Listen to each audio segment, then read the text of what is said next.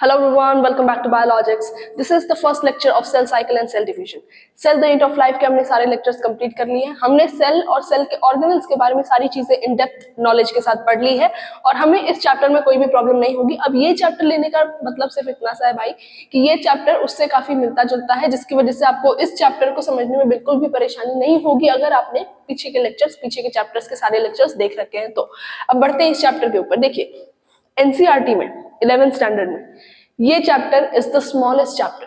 ठीक है, ये चैप्टर सबसे छोटा है, लेकिन क्योंकि ये सबसे छोटा है इसलिए ये सबसे ज्यादा आपका काम भी करने वाला है. इसमें जो आप नॉलेज गेन करोगे ये आगे आने वाले सारे चैप्टर्स में आपको देखने के लिए मिले. वैसे तो एनसीईआरटी के सारे लेसन वैसे ही हैं. अगर आप एक लेसन में कुछ पढ़ते हो आपको किसी और लेसन में उस पढ़ी हुई चीज का काम आ जाता है, लेकिन ये चैप्टर बहुत जरूरी है. ये काफी छोटा है लेकिन काफी इंपॉर्टेंट है. अब यहाँ पे ये चैप्टर सिर्फ दो चीजों के बारे में बात करता है, सेल साइकिल के बारे में और सेल डिवीजन के बारे में. अब ये दोनों चीजें काफी अलग है, ये दोनों चीजें काफी ज्यादा अलग है. मैं बताती हूँ क्यों. हमने cell the unit of life जब मैं पढ़ा रही थी तो मैंने कई बार बताया था कि देखिए एक सेल होता है, फिर ये टूटता है और फिर ये दो सेल में डिवाइड हो जाता है. इसको हम लोग पेरेंट सेल बोलते हैं, इसको डॉटर सेल बोलते हैं, ब्ला ब्ला बहुत कुछ है ना. इसको हम लोग बोलते थे पेरेंट सेल, इसको डॉटर सेल, ये वो. तो ये जो चीज हो रही है ना कि एक सेल दो सेल में टूट जा रहा है, ये है एक्चुअल सेल डिवीजन. ये है एक्चुअल सेल डिवीजन. तो बोले सेल साइकिल क्या है. देखिए, मान लीजिए कि आपको लेट सपोज एक एग्जाम देने जाना है. ठीक है, आपको एक एग्जाम देने जाना है, फिर उसके बाद आपको रिजल्ट मिलेगा.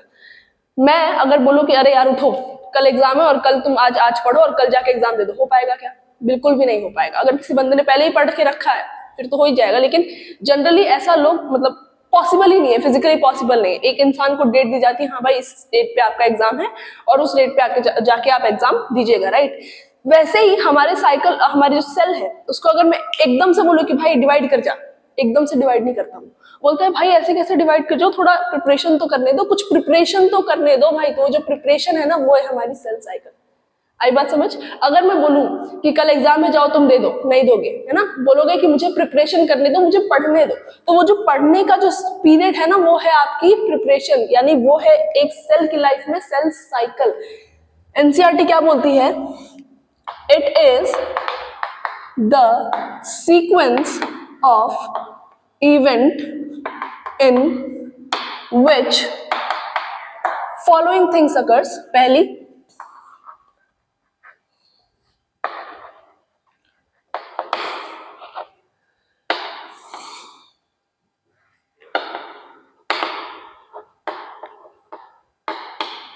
ठीक है, अब थिंग्स बोलिए आप, चाहे इवेंट्स बोलिए. ठीक है, पहली सेल ग्रोथ. ठीक है, दूसरी डीएनए रेप्लिकेशन. क्या है भाई? दूसरी डीएनए रेप्लिकेशन. तीसरी ऑर्गेनेल रेप्लिकेशन.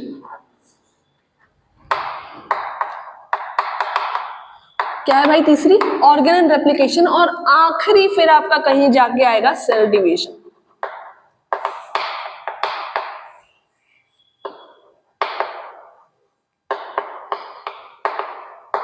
ठीक है, आखिरी आपका आएगा सेल डिवीजन. यानी बेसिकली सेल साइकिल क्या होती है? ये एक सेल है, ठीक है, इसने क्या किया? सबसे पहले अपना साइटोप्लाज्मिक ग्रोथ किया.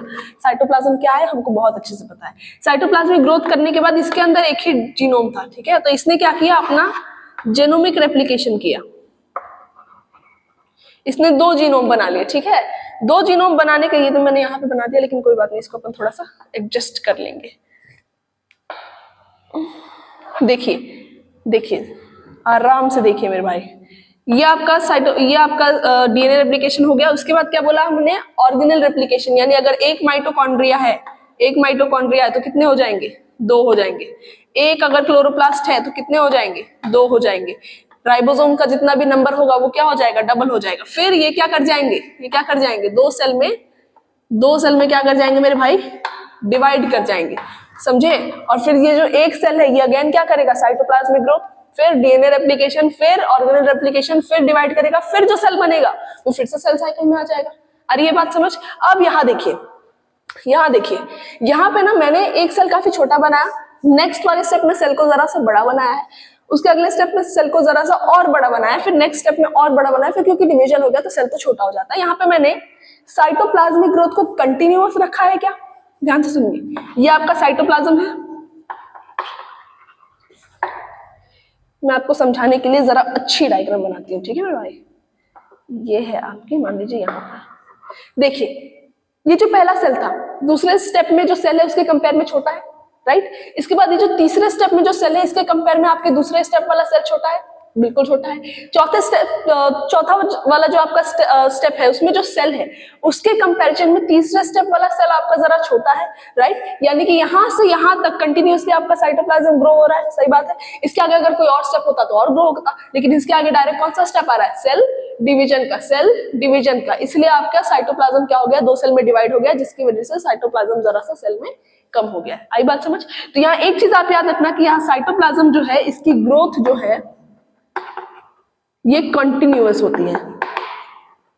कैसी होती है भाई, ग्रोथ कैसी होती है, कंटिन्यूअस होती है। आपको ये चीज बड़े आराम से याद रखनी है। तो देखिए सेल साइकिल क्या है, cell cycle is the sequence of event in which a cell grows at cytoplasm, ठीक है। दूसरा, रेप्लिकेट्स इट्स जेनेटिक मटेरियल और जीनोम।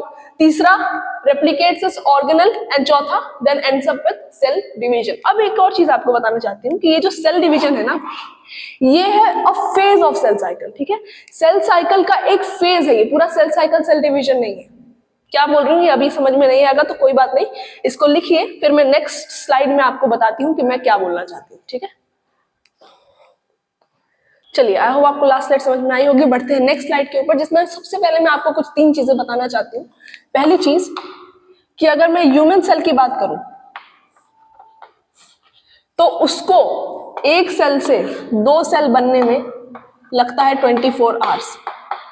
यानी सिर्फ सेल डिवीजन की बात नहीं कर रही, पूरी सेल साइकिल कंप्लीट करके एक सेल, मैंने आपको बताया था एक सेल छोटा सा होता है, फिर वो थोड़ा बड़ा होता है, फिर वो थोड़ा और बड़ा होता है, इसके बीच में यहाँ पे डीएनए रेप्लिकेशन हो जाता है, फिर यहाँ पे ऑर्गेनल रेप्लिकेशन हो जाता है ना, यहाँ पे ऑर्गेनल रेप्लिकेशन हो जाता है, फिर उसके बाद ये थोड़ा और बड़ा हो जाता है, उसके बाद जाके ये 2 सेल में कन्वर्ट हो जाता है।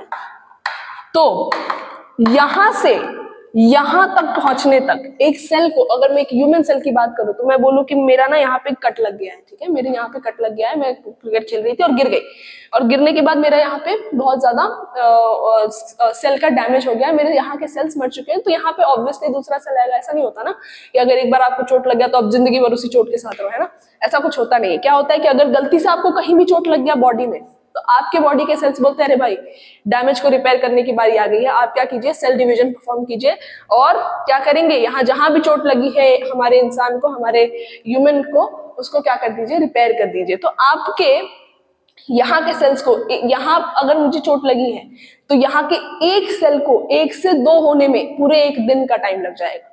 आई बात समझ, कितने दिन का टाइम लगेगा भाई, पूरे 1 दिन का, यानी 24 आवर्स का। अगर मैं बात करूं यीस्ट की,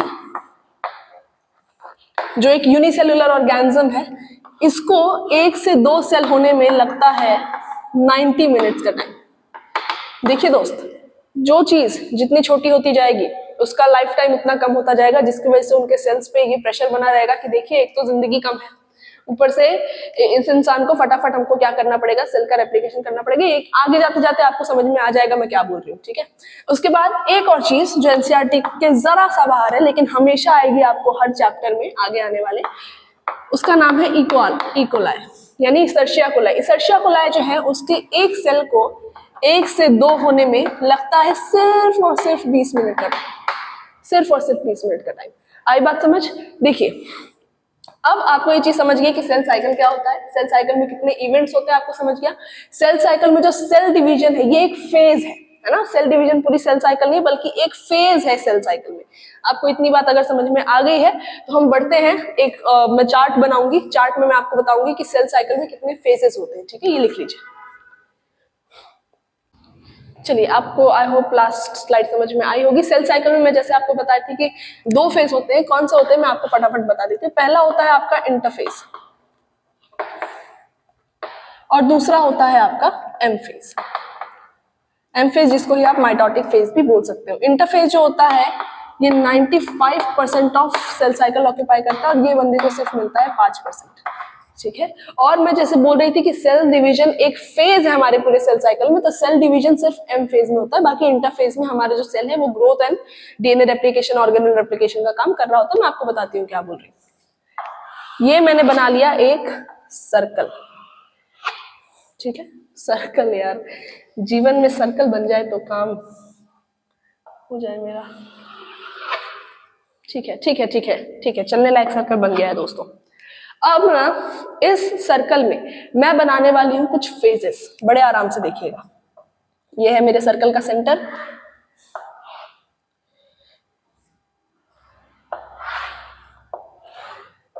ठीक है। ये मैंने 4 फेजेस बनाए हैं।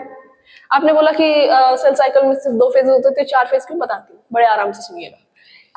यहां मैं लिख रही हूँ G1 या फिर गैप 1, ठीक है। यहां मैं लिख रही हूँ S फेज, G1 फेज लिख देते हैं यार, या फिर सिंथेसिस फेज, ठीक है। उसके बाद मैं लिख देती हूँ G2 फेज या फिर गैप 2 फेज, ठीक है। फिर उसके बाद यहां मैं लिख देती हूँ, यहां मैं लिखूंगी नहीं, यहां मैं बाहर लिखूंगी, ठीक है। तो यहां मैं कुछ और बनाना चाहती हूँ।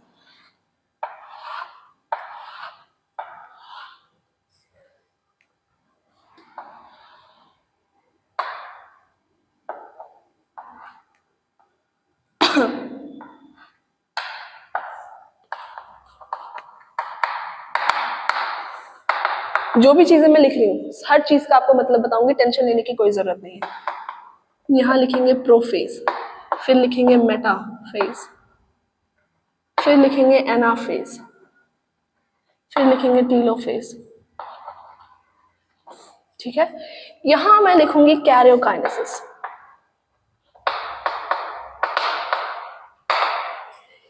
इसको मैं बोल दूंगी, क्या बोलूंगी भाई, इसको मैं बोलूंगी एम फेज, और इस पूरे को मैं बोल दूंगी इंटरफेज, ठीक है। अब देखिए, बड़े आराम से देखिएगा, G1 फेज की अगर मैं मेरा ई कैसे लिख रही है मैं, ठीक है। अगर मैं G1 फेज की बात करूं तो G1 फेज होता है आपका 8 से लेकर 12 घंटे का। कितने घंटे का होता है भाई, 8 से लेकर 12 घंटे का। अगर मैं S फेज की बात करूं तो वो होता है 6 से लेकर 8 घंटे का, 6 से लेकर 8 घंटे का। G2 फेज की बात करूं तो 3 से लेकर 4 घंटे। M फेज की बात करूं तो सिर्फ और सिर्फ 1 घंटा, सिर्फ और सिर्फ 1 घंटा, सिर्फ और सिर्फ 5%, सिर्फ 5% ऑफ 24 आवर्स मिलता है किसको, हमारे एम फेज को। इंटरफेस की बात करूं तो अगर इसमें से 1 घंटा कम कर दिया जाए तो कितने बचेंगे भाई, 23 आवर्स। आई बात समझ, आई बात समझ। ये मैं एक जनरलाइज टर्म ले रही। देखिए अब ये हमारी पूरी सेल साइकिल है, ठीक है। ये हमारी पूरी सेल साइकिल, जिसमें मैंने बोला कि इंटरफेज में आपका ग्रोथ एंड रेप्लिकेशन का काम हो रहा होता है, एम फेज में एक्चुअल सेल डिवीजन होता है। अब यहाँ पे 2 चीजें मैं आपको फटाफट मतलब बता देती हूँ। कार्योकाइनेसिस, देखिए एनसीईआरटी में अगर आप कहीं भी कैरियो वर्ड सुन ले तो आपको समझ जाना चाहिए वो क्या है भाई, न्यूक्लियस। तो कैरियोकाइनेसिस यानी न्यूक्लियस डिवीजन, इसको हम लोग न्यूक्लियर डिवीजन बोलते हैं, ठीक है। और अगर मैं साइटोकाइनेसिस की बात करूं, साइटोप्लाज्म, साइटोप्लाज्मिक है ना, तो यहां होता है साइटोप्लाज्मिक डिवीजन।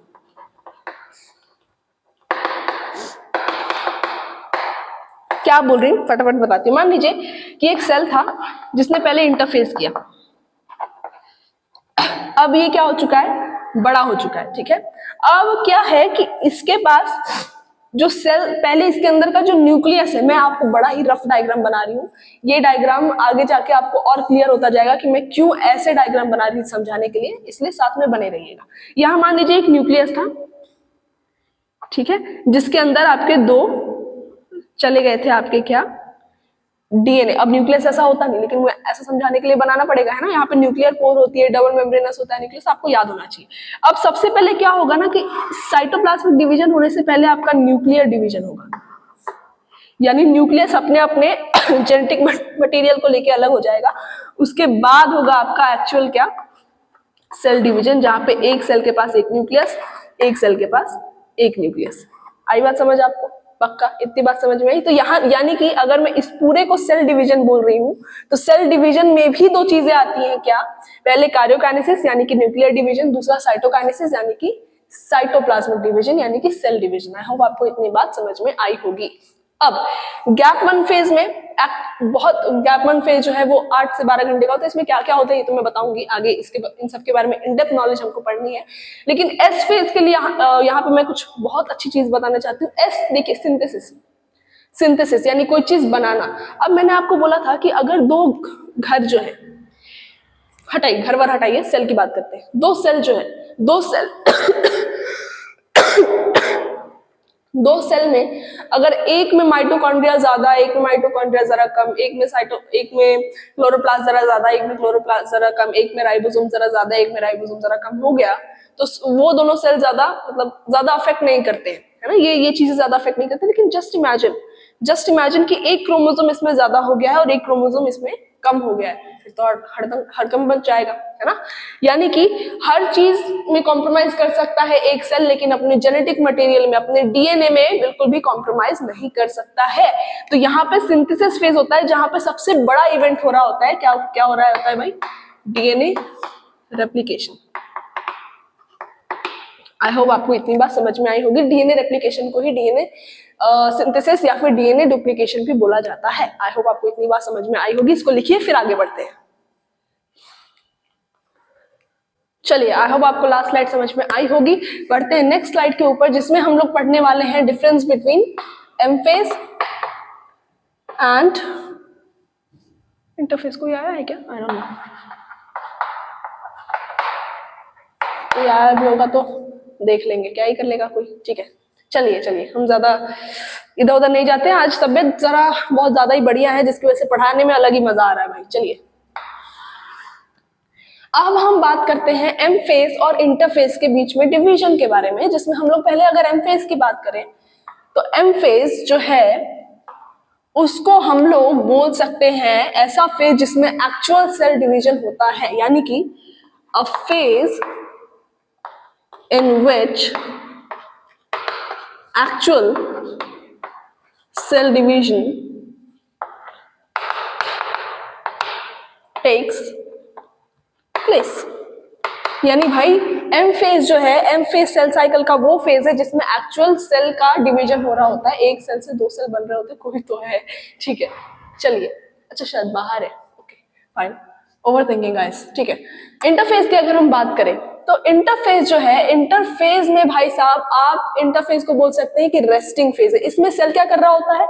अपना ग्रोथ कर रहा होता है और डीएनए रेप्लिकेशन कर रहा होता है। तो it is also called resting phase. लेकिन इसमें हमारा सेल रेस्ट कर रहा होता है क्या भाई? नहीं, इसमें हमारा रेस्टिंग फेज बोला है, लेकिन इसमें हमारा सेल क्या कर रहा होता है? प्रिपरेशन कर रहा होता है एम फेज के लिए, इन विच cell prepares itself for division, या फिर बोल सकती हूँ एम फेज, है ना। एम फेज के लिए प्रिपेयर कर रहा है, चाहे डिवीजन के लिए प्रिपेयर कर रहा है, एक ही बात है। सही बात है। यहाँ पे आपको एक चीज और याद रखनी कि इसको हम लोग रेस्टिंग फेज भी बोलते हैं। अब देखिए, एम फेज में आपके होते हैं दो चीजें। एम फेज में होती हैं दो चीजें। पहला कैरोकाइनेसिस, मतलब आपको ऑलरेडी बता दिया गया है तो यहां नहीं बताऊंगी, या फिर बता देती हूँ, यहाँ छोड़ो। Nuclear division. उसके बाद दूसरी चीज हो रही होती है, आपको पहले से ही पता चल गया होगा, साइटोप्लाज्मिक डिवीजन यानी साइटोकाइनेसिस।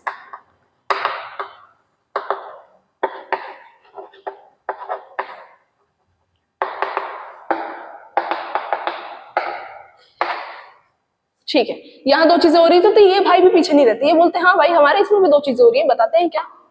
इंटरफेस की अगर हम बात करें तो इंटरफेस में भी दो चीजें हो रही होती है। पहली सेल ग्रोथ।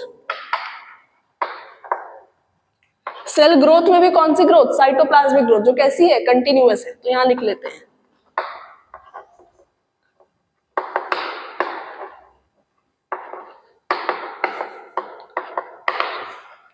कैसी है भाई? कंटिन्यूअस है। उसके बाद दूसरी चीज जो यहाँ पे बहुत इंपॉर्टेंट हो रही होती है वो क्या है?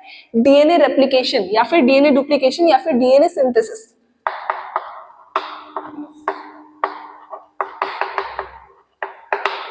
आप यहाँ पे जीनोमिक रेप्लिकेशन भी लिख सकते हैं। आई होप आपको इतनी चीजें समझ में आई होगी। और कुछ यहाँ लिखना बचा है कि हाँ, और कुछ भी लिखना बचा है। आपका जो इंटरफेस है वो आपके आगे जाके और 3 फेजेस में डिवाइडेड है, जिसमें पहला फेज, चलिए ऐसे लिखते हैं, are further divided into 3 more phases, जिसमें पहले हैं आपके जीवन फेज, ठीक है, दूसरे हैं आपके एस फेज, और तीसरे हैं आपके G2 फेज। मैं बार बार फेज लिखूंगी नहीं, आपको याद होना चाहिए, ठीक है। उसके बाद अगर हम यहां बात करें तो एम फेज में भी अगर मैं माइटोसिस की बात करूं तो ये भी 4 पार्ट्स में डिवाइडेड है। कौन कौन? पहला प्रोफेज, दूसरा मेटाफेज, तीसरा एनाफेज, फेज भी लिखूं क्या यार, ठीक है, और चौथा क्या है भाई? चौथा है टीलोफेज, और सबसे आखिरी होता है आपका साइटोकाइनेसिस। CYTO होना चाहिए दोस्तों, सबसे आखिर होना चाहिए आपका साइटोकाइनेसिस। मतलब कि अगर इंटरफेज बोलता है मैं बड़ा, तो एमफेज बोलता है कि मैं भी बड़ा। आई बात समझ? तो दोनों फेजेस हमारे लिए बहुत ज्यादा जरूरी है। एक और चीज, लेकिन भाई लिखे कहाँ पे? देखिए यहाँ साइड में लिख देते हैं, जगह तो कैसे ही बना लेंगे। चलो, एमफेज जो है वो ओनली अबाउट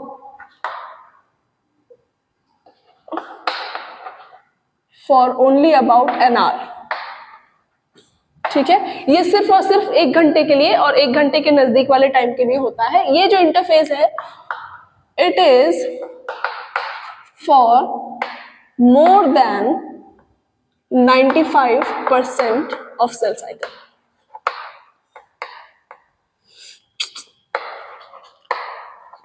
ठीक है।